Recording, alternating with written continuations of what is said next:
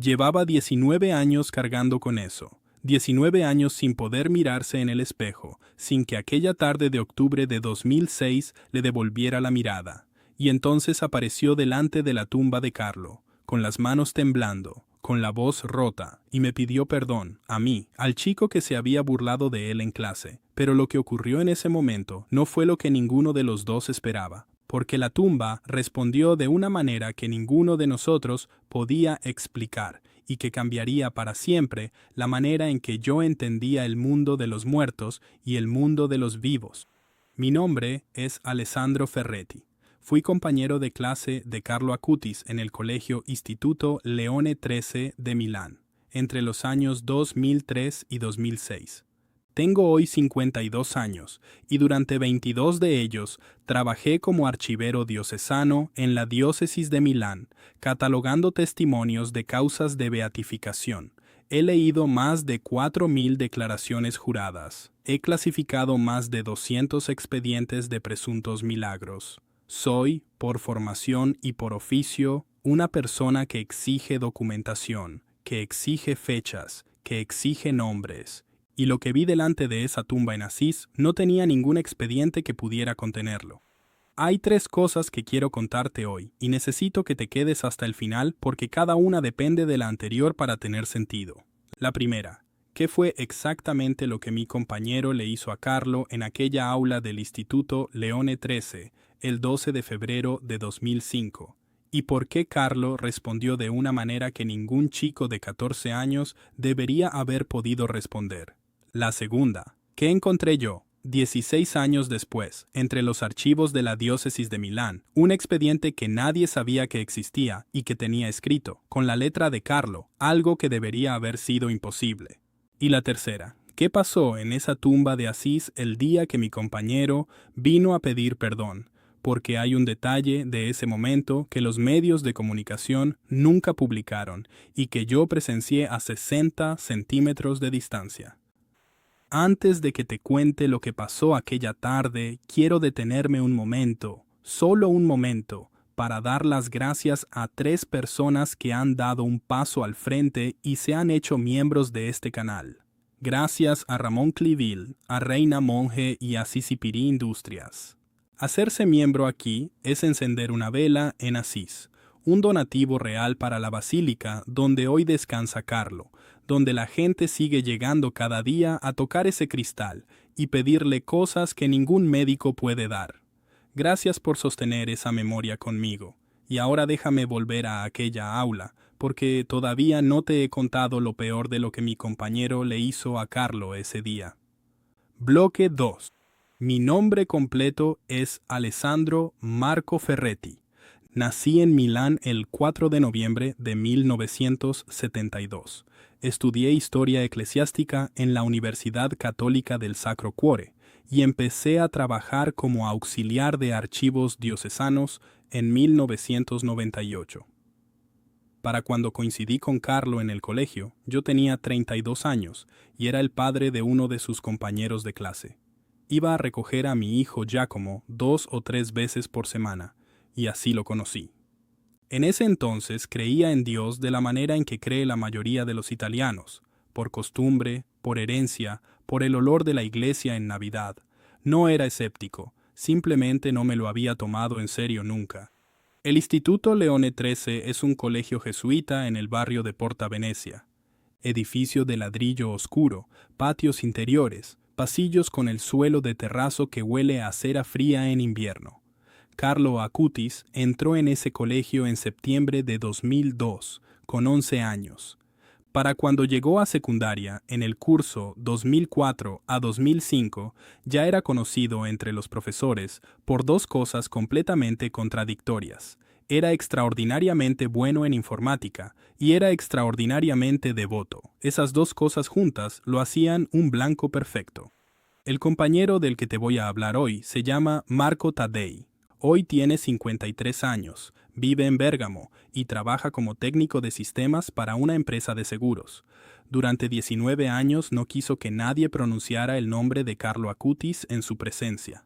Me lo dijo él mismo, cara a cara, en el aeropuerto de Milán Linate, en noviembre de 2024, 3 semanas antes de que fuéramos juntos a Asís. Sus palabras exactas fueron: cada vez que salía su nombre en la televisión, apagaba la pantalla, porque sabía que lo que hice era imperdonable, y no quería que nadie me preguntara si yo lo había conocido. Pero para entender por qué Marco tardó 19 años en ir a esa tumba, tengo que llevarte primero al 12 de febrero de 2005, a las 2:15 de la tarde, a un aula del Instituto Leone XIII, donde Carlo Acutis estaba a punto de hacer algo que ninguno de los que lo presenciaron ha olvidado. Ese día fue un martes. Lo sé porque fui a recoger a Giacomo a las 5, y el conserje me contó lo que había pasado durante el almuerzo del mediodía. La versión que el conserje me dio era ya una versión filtrada por 3 o 4 bocas. La versión real, la que reconstructé 16 años después, con declaraciones firmadas y fechadas, fue bastante peor.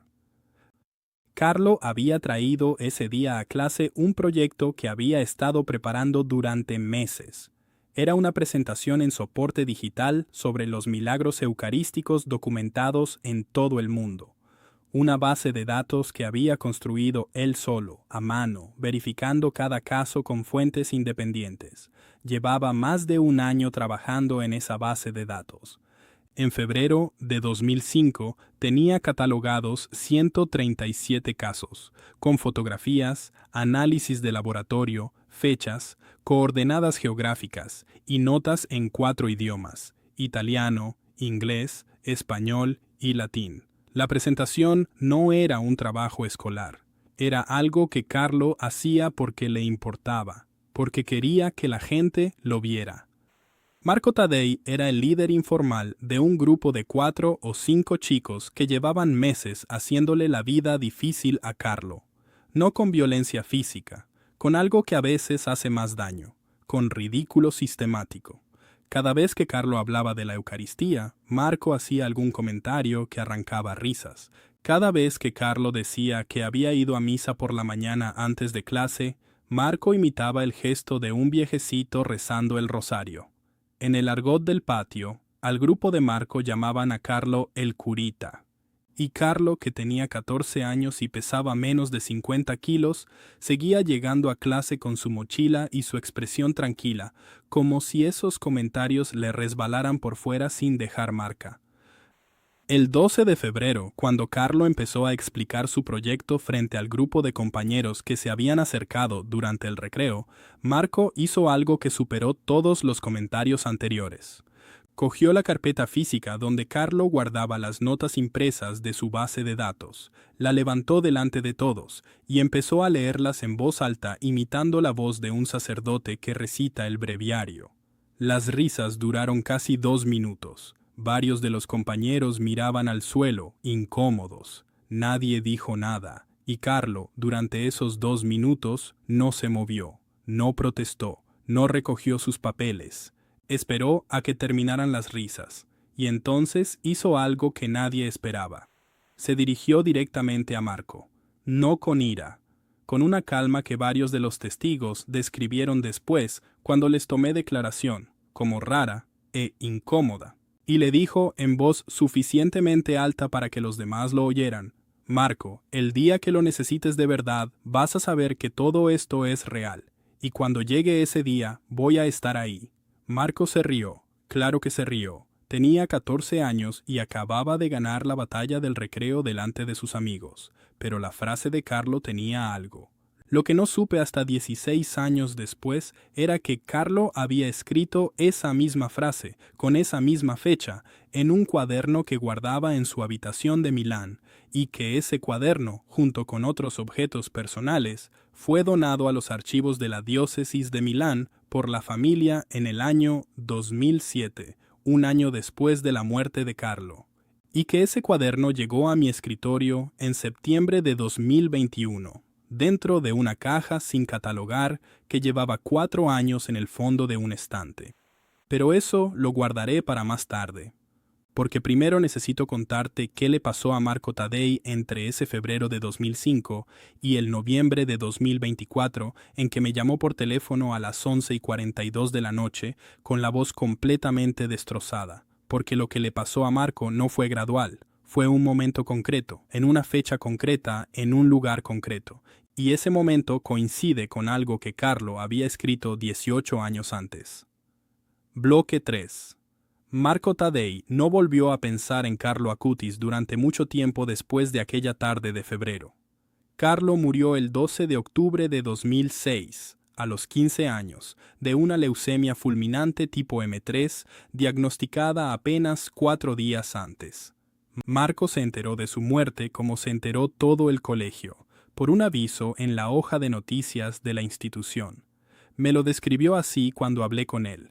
Sentí algo raro cuando lo leí.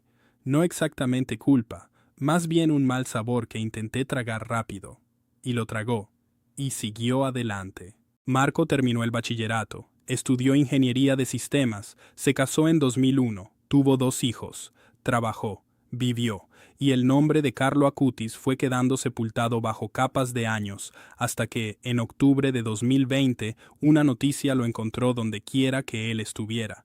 El 10 de octubre de 2020, el Papa Francisco beatificó a Carlo Acutis en Asís. Fue la primera beatificación de un millennial. Los medios lo cubrieron extensamente. Las redes sociales lo pusieron en tendencia en Italia durante 48 horas seguidas. Y Marco Taddei, que estaba sentado en su sofá de Bérgamo viendo las noticias de las 9 de la noche, vio la cara de Carlo en la pantalla. La misma cara, el mismo chico. Y apagó la televisión. Le dije antes que ese fue el momento en que empezó a apagar la pantalla cada vez que salía el nombre de Carlo. Lo que no te dije es lo que Marco estaba haciendo en su vida en ese octubre de 2020. Llevaba 3 meses en seguimiento médico por un nódulo en el lóbulo pulmonar derecho, detectado en una tomografía de control en julio de ese año. El nódulo medía 14 milímetros en la primera imagen. En la segunda tomografía, hecha en septiembre, medía 17 milímetros. El médico le había dicho que en octubre volverían a medir y que, dependiendo del crecimiento, tomarían una decisión sobre la biopsia. Marco tenía 49 años en ese momento. Sus hijos tenían 16 y 13 años. Y acababa de ver la cara de Carlo Acutis en la televisión, precisamente la noche en que estaba esperando los resultados de la tercera tomografía. Apagó la pantalla, se fue a la cama y no durmió. La tercera tomografía, hecha el 15 de octubre de 2020, mostró algo que el médico tardó 2 días en explicarle de manera satisfactoria. El nódulo había disminuido. No drásticamente. Pasó de 17 a 14,3 milímetros, dentro del margen de variabilidad técnica del equipo, según el radiólogo. Pero el médico quiso repetir la prueba antes de sacar conclusiones. La cuarta tomografía, en enero de 2021, lo midió en 12,8 milímetros. La quinta, en abril de 2021, en 10,1. En julio de 2021, el especialista firmó un informe en el que describía el nódulo como en proceso de resolución espontánea. Lo catalogó provisionalmente como granuloma calcificado de origen incierto y cerró el seguimiento activo. Marco me enseñó esos 5 informes radiológicos. Los tengo fotografiados. Las mediciones son las que acabo de decirte: 14 milímetros, 17, 14,3, 12,8, 10,1. Eso es una reducción del 28% en 9 meses sin ningún tratamiento. Él no atribuyó eso a Carlo, o eso me dijo. En ese momento, según sus propias palabras, lo clasificó como una cosa del cuerpo que se arregla sola, que pasa, y volvió a tapar el nombre de Carlo con otra capa de años. Lo que Marco no sabía es que en esos mismos meses de 2021, yo estaba en el archivo diocesano de Milán, abriendo una caja de cartón sin etiquetar que llevaba 4 años esperando en un estante. Abrí esa caja el 14 de septiembre de 2021, a las 10:20 de la mañana. Tengo la anotación en mi registro de trabajo. La caja contenía 12 objetos, 3 cuadernos de espiral, un breviario juvenil con las tapas agrietadas, 4 hojas sueltas con notas manuscritas, una medalla de la Virgen de Loreto con la cadenilla enrollada alrededor, una fotografía en blanco y negro de la Basílica de San Pedro tomada desde el ábside y un sobre manila cerrado con cinta adhesiva transparente sobre el cierre, con una sola línea escrita en el anverso. La línea decía, para Alessandro Ferretti, abrir cuando llegue el momento. Me quedé mirando ese sobre durante 47 segundos. Lo sé porque miré el reloj 2 veces, al cogerlo y al soltarlo. Pensé en varias cosas a la vez, y ninguna de ellas era coherente. Mi nombre estaba escrito en la letra de Carlo Acutis, una letra que yo reconocía porque había catalogado otros documentos suyos. Una letra inclinada hacia la derecha, con la A mayúscula más grande de lo normal, y la R minúscula con el trazo final que sube. No lo abrí. No lo abrí porque tenía 48 años, 22 de experiencia archivística y formación suficiente para saber que los documentos de una causa de beatificación no se abren sin procedimiento. Pero también, honestamente, no lo abrí porque tenía miedo, un miedo que no sabría definir de manera técnica. Una sensación física en la base del esternón, como si algo muy pesado se hubiera instalado allí sin pedir permiso. Lo registré en el inventario de entrada con el código MI-ACU-202-1-09-14-12. Lo coloqué en una funda de polietileno sin PVC. Lo guardé en el armario de documentos pendientes de revisión y cerré la caja. Y allí estuvo durante 3 años, 2 meses y 16 días. Pero antes de que te cuente cuándo lo abrí y qué encontré dentro, necesito que entiendas algo que descubrí mientras catalogaba los otros 11 objetos de esa misma caja. Porque lo que encontré en los 3 cuadernos de espiral cambió todo lo que yo creía saber sobre Carlo Acutis, sobre lo que él sabía y sobre lo que había escrito el 12 de febrero de 2005. Si lo que acabas de escuchar te ha dejado con la respiración contenida, déjame decirte algo rápido antes de seguir. Desde que empecé a investigar la historia de Carlo, llevo siempre un rosario hecho en su memoria. Cuentas en forma de rosa, el mismo color que llevaban los pétalos que encontraron junto a su cuerpo cuando lo exhumaron en 2019. Si quieres tener algo así entre las manos cuando reces, está en el primer enlace de la descripción debajo del vídeo y también en el comentario fijado del canal. Llega a cualquier país, pero espera, porque lo que encontré en esos cuadernos lo cambia todo, y todavía no te he contado la parte que me hizo cerrar la puerta del archivo y sentarme en el suelo. Bloque 4. Los 3 cuadernos de espiral tenían tapas de plástico azul. El primero estaba fechado entre septiembre de 2002 y junio de 2003. Era el primer año de Carlo en el Leone 13. El segundo cubría el periodo de septiembre de 2003 a agosto de 2004. El tercero iba de septiembre de 2004 a octubre de 2006. Y las últimas entradas estaban escritas con una letra más irregular, más pequeña, posiblemente en la época en que Carlo ya estaba débil. No eran diarios personales, exactamente. Eran algo más extraño que eso. Carlo los usaba para anotar 3 cosas de manera sistemática. Primero, las lecturas del Evangelio del día con sus propias reflexiones. Segundo, datos técnicos de su proyecto de milagros eucarísticos, nombres de casos, fuentes consultadas, fechas de correspondencia con investigadores. Y tercero, lo que él llamaba en sus propias palabras avisi, que en italiano significa avisos o advertencias. Observaciones sobre personas concretas que él formulaba como si fueran intuiciones que necesitaba registrar antes de que ocurrieran. En el tercer cuaderno, en la entrada del 12 de febrero de 2005, encontré esto. Lo copio textualmente, traducido del italiano. Hoy Marco ha vuelto a hacer lo de siempre, esta vez con la carpeta. He intentado decirle algo que quizás sirva de algo más tarde. Creo que lo que le espera a él va a ser suficiente para que lo entienda.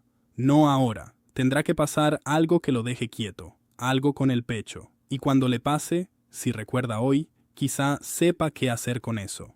Algo con el pecho. Nódulo pulmonar. Lóbulo derecho. 14 milímetros. Me quedé mirando esas palabras durante un tiempo que no sé cuantificar con exactitud. Mi primera reacción fue la reacción del archivero. Buscar contexto. Revisé las entradas anteriores y posteriores en el cuaderno para ver si Carlo hacía ese tipo de formulaciones frecuentemente, si era un patrón habitual o una anomalía. Lo que encontré fue que Carlo hacía ese tipo de anotaciones, los avisi, exactamente 11 veces en los 3 cuadernos, cada una referida a una persona diferente. Ninguna tenía la vaguedad de una intuición general. Todas incluían al menos una especificación corporal o temporal o situacional concreta. 11 anotaciones, 3 años de cuadernos. Eso es una frecuencia de aproximadamente una cada 3 meses. Empecé a verificar si había alguna manera de rastrear a las personas nombradas. 5 de ellas estaban identificadas por nombre y apellido completos. 3, solo por nombre de pila. 2, por nombre y un detalle físico. 1, solo por inicial. Marco Taddei era uno de los 5 con nombre y apellido completos. Tardé 6 semanas en localizar a los otros 4. 1 había fallecido en 2018. 2 accedieron a hablar conmigo bajo condición de anonimato.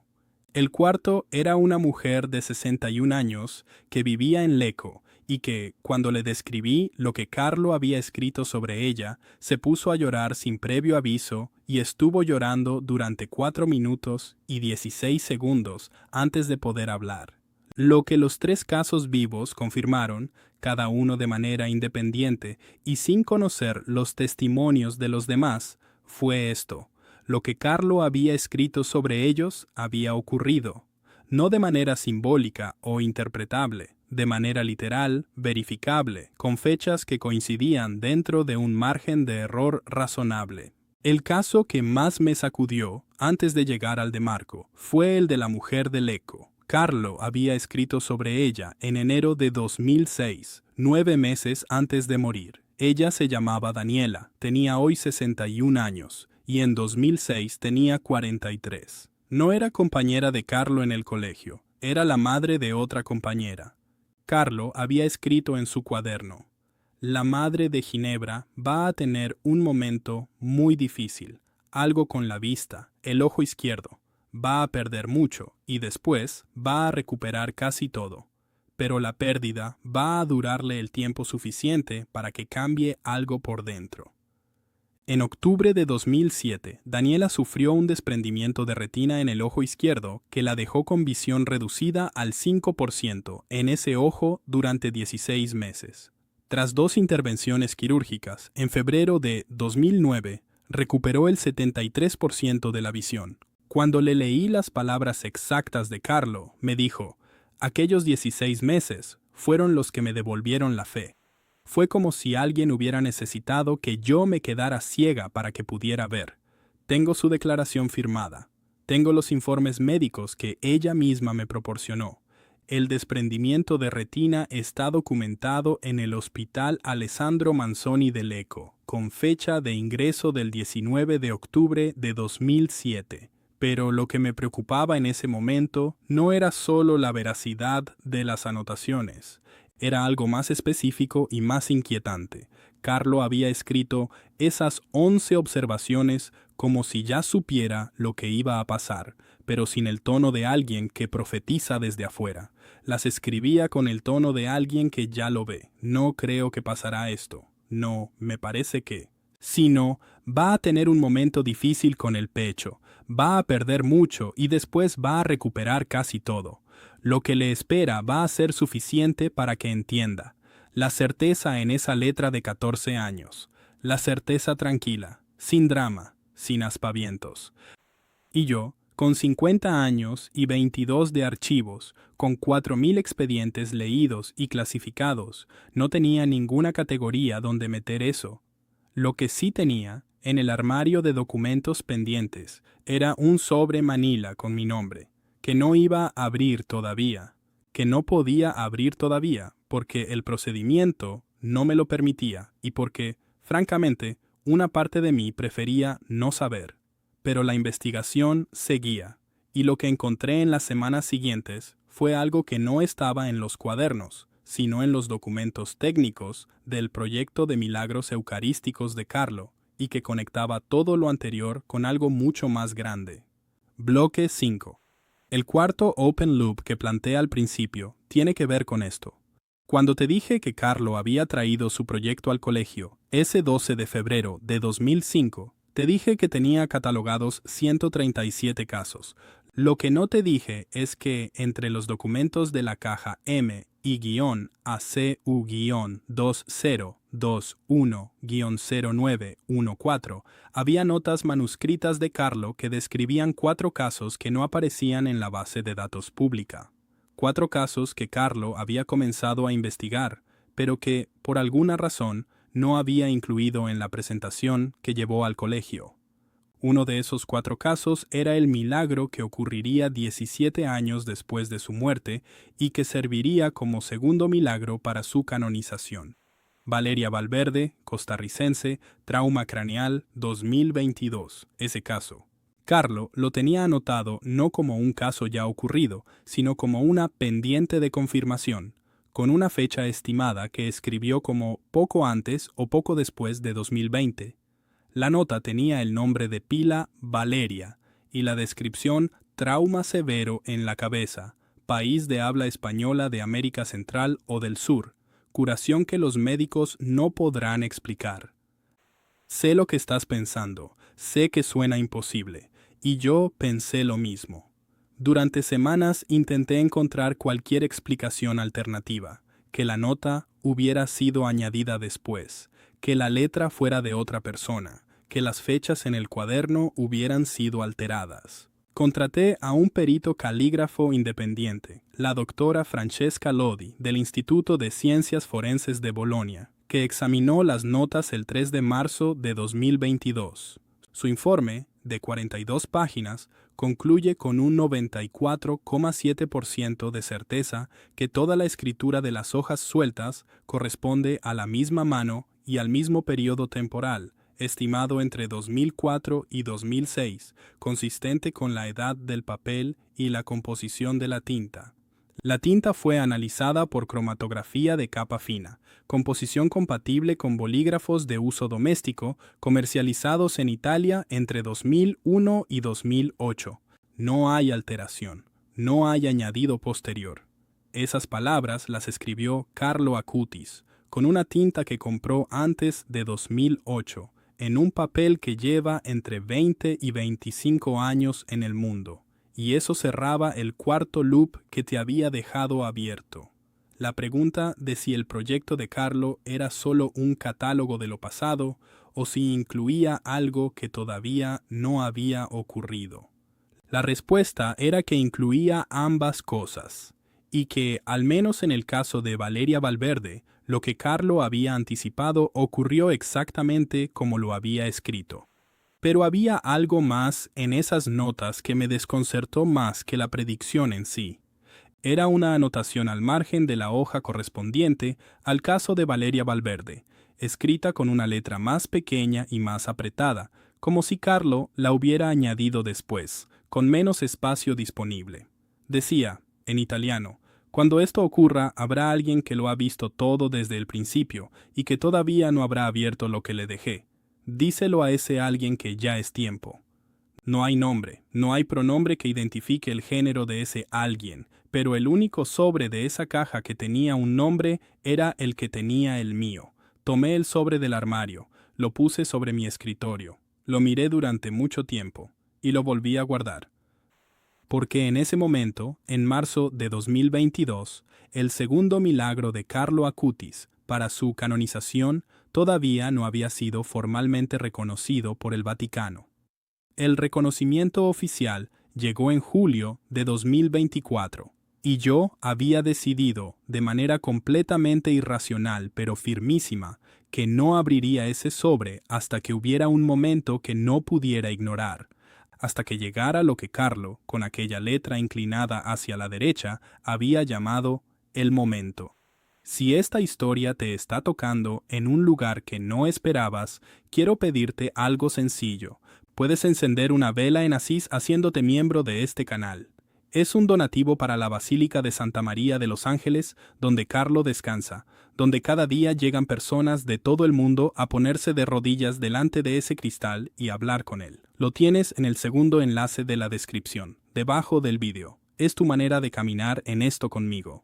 Y ahora deja que te cuente lo que descubrí sobre el propio Carlo la semana que fui a Asís por primera vez, porque lo que la madre de Carlo me reveló cambió incluso la manera en que yo leo esas 11 anotaciones de los cuadernos. Bloque 6. Fui a Asís por primera vez en abril de 2023. No había planeado ir. Había estado en contacto por correo electrónico con la postulación de la causa de beatificación para compartir los hallazgos del archivo, y me invitaron a una reunión de trabajo de 3 días con el equipo de investigación. La reunión fue productiva y técnica: verificación de documentos, protocolos de cadena de custodia, revisión de los informes periciales. Pero el último día, una hora antes de irme al aeropuerto, fui a la Basílica de Santa María de los Ángeles. No tenía prisa. Entré por la nave principal, pasé por la porciúncula y llegué a la capilla donde está el cuerpo de Carlo. La urna está a la altura del suelo, con un cristal que permite ver el cuerpo. Carlo lleva puesto su uniforme escolar del Leone 13, los pantalones azul marino, la camisa blanca, la corbata. Tiene una máscara de cera sobre el rostro, como es habitual en los expuestos de este tipo, para preservar la dignidad de la imagen. Pero las manos están a la vista, y las manos sí son sus manos. Estuve allí 40 minutos. No recé de manera articulada. Simplemente me quedé quieto, mirando esas manos, pensando en la letra inclinada hacia la derecha y en el sobre Manila en el armario de Milán. Cuando me estaba levantando para irme, la persona que estaba arrodillada a mi derecha se puso en pie al mismo tiempo. Era una mujer de unos 65 años, con un pañuelo en la cabeza y un rosario entre los dedos. Nos miramos de la manera en que se miran dos personas que han compartido un silencio largo sin haberse presentado. Ella me dijo, en un italiano con acento de Milán muy marcado: ¿lo conociste? Le dije que sí. Le dije que había sido padre de un compañero de su colegio. Ella me dijo: yo soy Antonia, Antonia Salzano, la madre de Carlo. No voy a decir que fue una coincidencia. No tengo palabras que no suenen demasiado grandes para lo que fue ese momento. Me senté de nuevo. Ella se sentó a mi lado. Y hablamos durante 53 minutos, allí mismo, en esa capilla, con el cuerpo de Carlo a menos de 2 metros. Me contó muchas cosas, pero hay 2 que necesito que conozcas.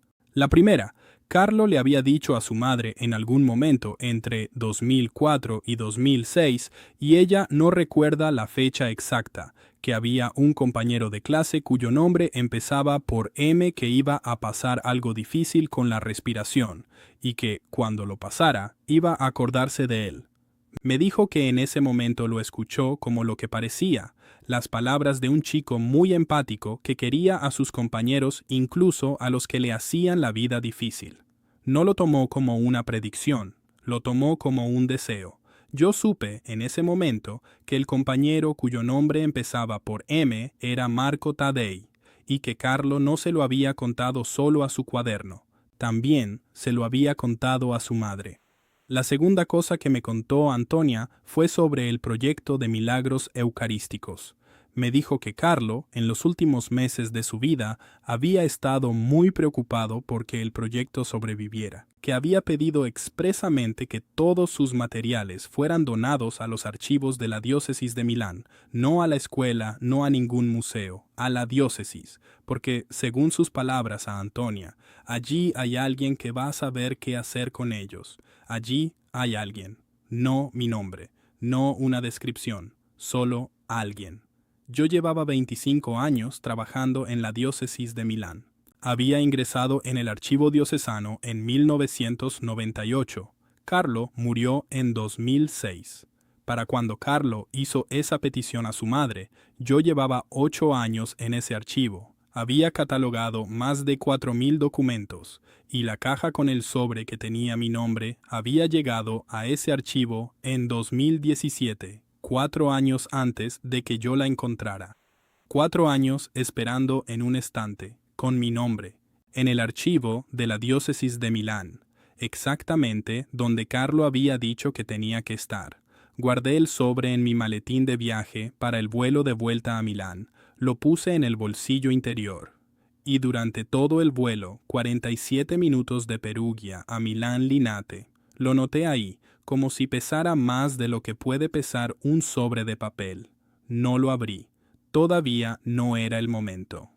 Bloque 7. El momento llegó 1 año y 7 meses después.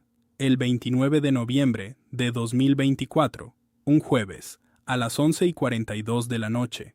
Esa hora la recuerdo porque el teléfono me despertó. Tenía el aparato en la mesilla, boca abajo, con el modo silencio activado. Lo cogí sin mirar quién llamaba. Una voz de hombre al otro lado, ronca, claramente despierta desde hacía horas. Alessandro, soy Marco Taddei, no sé si te acuerdas de mí. Me acordaba. Claro que me acordaba. Habíamos estado en el mismo colegio, aunque en aulas diferentes. Nos conocíamos de vista, de los pasillos, de la fila de padres esperando en la puerta. Pero Marco no me llamaba como padre de Giacomo, me llamaba por otro motivo. Me enteré de que eres el archivero que está trabajando en la causa de Carlo. Mi hijo me lo mostró en internet. Necesito hablar contigo, necesito ir a Asís, y necesito que vengas conmigo. Le pregunté por qué. Hubo una pausa de 11 segundos. Lo sé porque miré el reloj del teléfono mientras esperaba.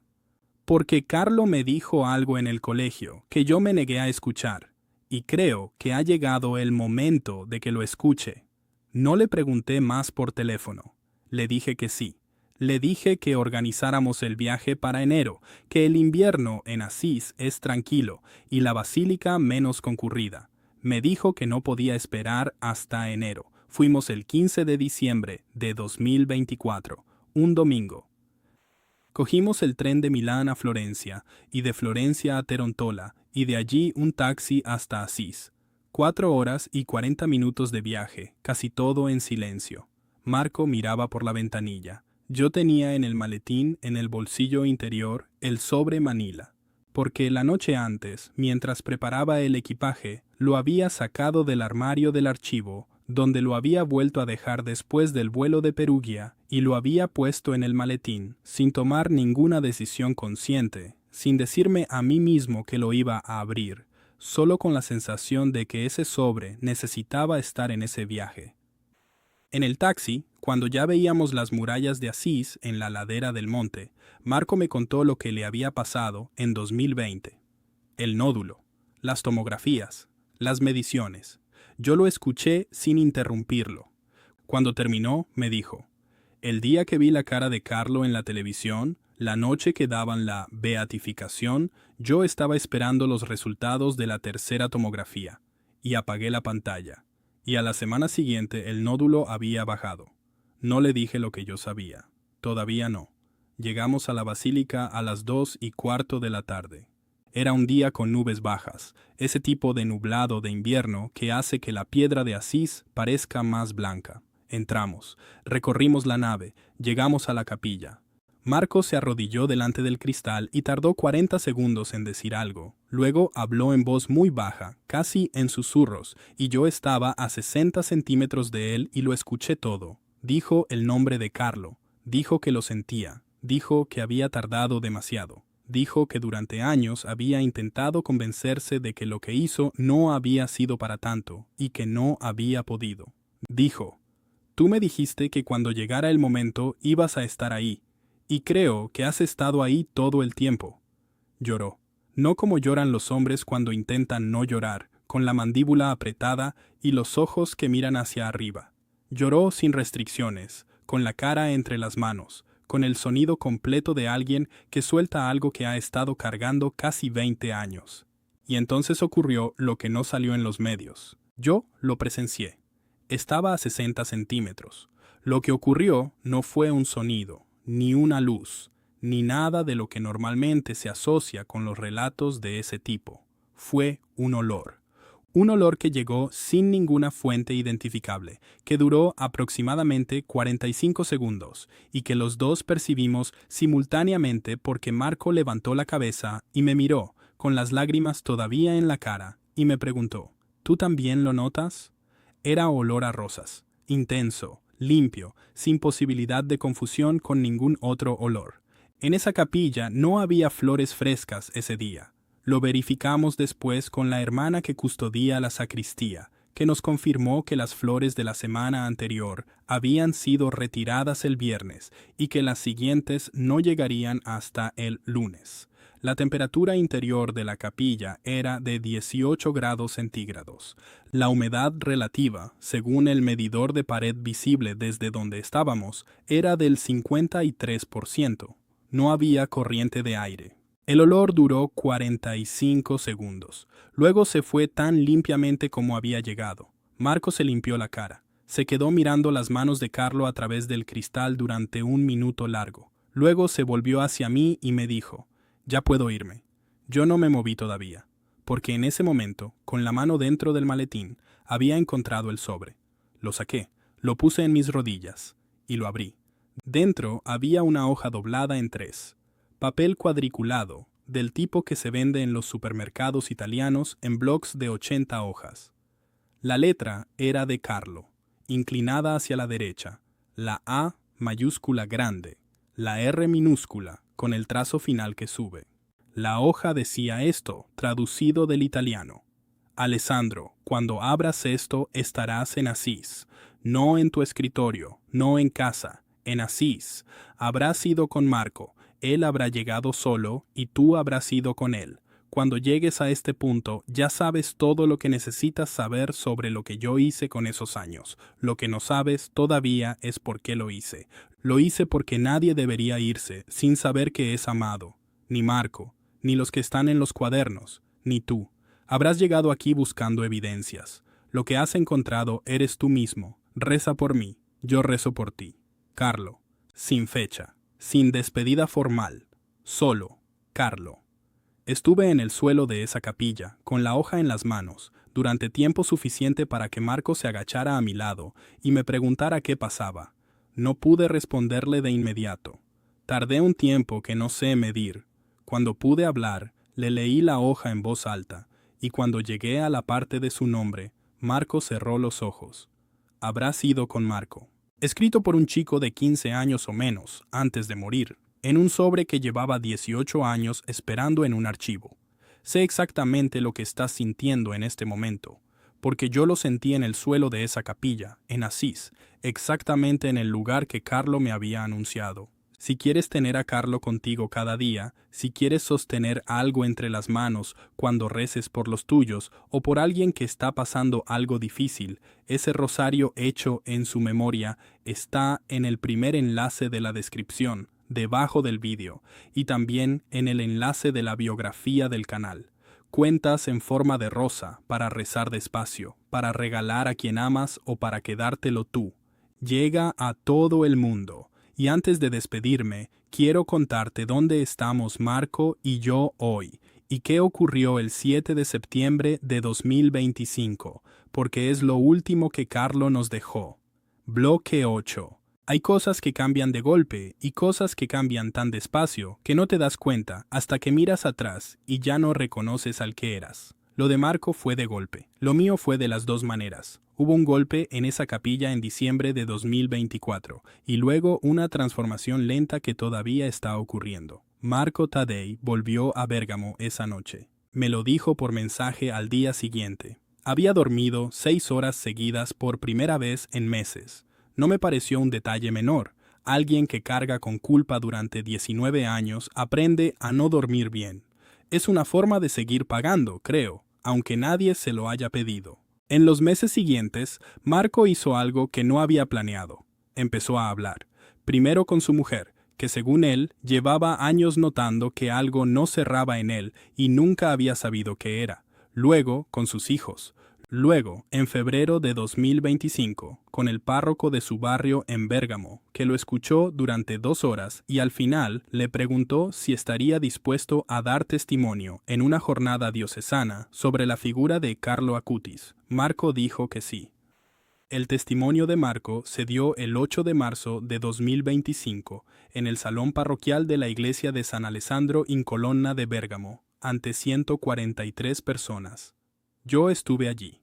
Marco habló durante 42 minutos sin notas, sin preparación formal, solo con lo que llevaba 19 años sin poder decir. Cuando llegó a la parte de la capilla, al olor a rosas, al sobre, varios de los presentes lloraban. Una mujer en la tercera fila preguntó al final, ¿qué sientes tú cuando piensas en Carlo ahora? Marco pensó durante 4 o 5 segundos. Luego dijo, siento que nunca me odió, y eso es lo que más me cuesta sostener. Por mi parte, después de diciembre de 2024, hice 2 cosas que no había hecho antes. La primera fue preparar un informe técnico completo de todos los hallazgos del archivo. Los 3 cuadernos, las 11 anotaciones, las 4 hojas sueltas con los casos pendientes, el sobre, la hoja. Ese informe lo entregué formalmente a la postulación de la causa de canonización en enero de 2025, con copia al dicasterio para las causas de los santos. Tiene 243 páginas, incluyendo los anexos periciales. La segunda cosa fue aprender a rezar el rosario. No de manera decorativa, de manera real, con los dedos en las cuentas, contando los misterios, dejando que las palabras hagan su trabajo. Lo hago por las mañanas, antes de abrir el ordenador. Me lleva 16 minutos cuando no me distraigo y 23 cuando sí. El 7 de septiembre de 2025, el Papa León XIV canonizó a Carlo Acutis en Roma en el contexto del Jubileo. Fue la primera canonización de un millennial en la historia de la Iglesia. Yo estuve en la Plaza de San Pedro. Marco también. Llegamos en trenes diferentes. Nos encontramos en la columnata de Bernini a las 8:15 de la mañana y ocupamos el lugar que nos había reservado la postulación, en el sector lateral derecho, a unos 70 metros del altar. La misa duró 2 horas y 18 minutos, cuando el Papa pronunció la fórmula de canonización y la pantalla gigante mostró la imagen oficial de Carlo. Esa fotografía en blanco y negro donde parece que te está mirando directamente, con esa expresión que no sé si es tranquilidad o algo más que tranquilidad. Marco se agarró a mi brazo. Nada más, se agarró al brazo y no dijo nada. No hizo falta. He dado 5 conferencias sobre los hallazgos del archivo desde enero de 2025. En Milán, en Bérgamo, en Florencia, en Madrid y en Ciudad de México. En cada una de ellas hay un momento en que presento la hoja que encontré en el sobre, proyectada en pantalla, con la traducción al lado. Y en cada una de esas salas, en el momento en que se lee la línea, habrá sido con Marco, hay un silencio que dura varios segundos. No el silencio de quien no sabe qué decir, el silencio de quien acaba de reconocer algo. Eso es lo que Carlo hacía. No predicaba, no argumentaba, no intentaba convencer a nadie de nada. Simplemente veía a las personas con una precisión que las personas no suelen usar para verse entre sí, y les decía lo que veía. Y esperaba, con una paciencia que ningún chico de 14 años debería tener, a que el tiempo hiciera el resto. En la conferencia de Ciudad de México, en marzo de 2025, una mujer del público me preguntó, ¿crees que Carlos sabía que iba a morir tan pronto? Le dije que sí, que hay 3 entradas en los cuadernos, todas del último año, donde Carlo escribe sobre su muerte, con una serenidad que hace que el lector sienta una especie de vértigo, no con miedo, no con resignación, con algo que se parece más a un viajero que sabe que el tren sale pronto y todavía tiene cosas que terminar. Una de esas entradas, del 3 de agosto de 2006, 2 meses y 9 días antes de su muerte, dice, no importa cuánto tiempo, importa cuánto bien se hace con el tiempo que hay. Esa frase la llevo escrita en el reverso de la tarjeta que guardo en la billetera desde el día que la encontré. Junto a la tarjeta llevo el rosario. Cuentas en forma de rosa, 16 minutos por las mañanas. Carlo decía que la Eucaristía era su autopista al cielo. Yo no sé describir lo que es el cielo. Soy archivero. Trabajo con lo que está escrito, con lo que se puede verificar, con las huellas que la gente deja en el papel.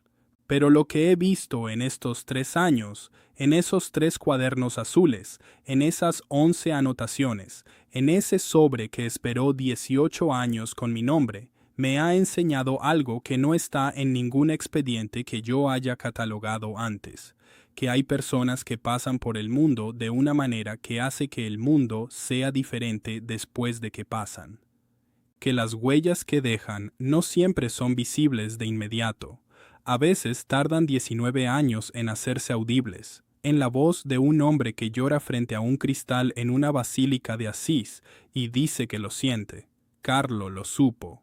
Lo escribió, lo esperó, y aquí estoy yo, contándotelo. Las huellas del cielo están en todas partes, solo hay que saber mirar. Si este testimonio te ha marcado tanto como marcó mi vida, te pido una sola cosa. Suscríbete a este canal y comparte este video con alguien que lo necesite escuchar hoy. En este canal seguimos recogiendo las huellas que Carlo dejó por el mundo, los testimonios, los casos, las personas a quienes encontró y transformó con esa sencillez suya que no tiene explicación técnica. Si quieres llevarte algo concreto de esta historia, el rosario inspirado en su devoción está en el primer enlace de la descripción y también lo verás en el banner del canal.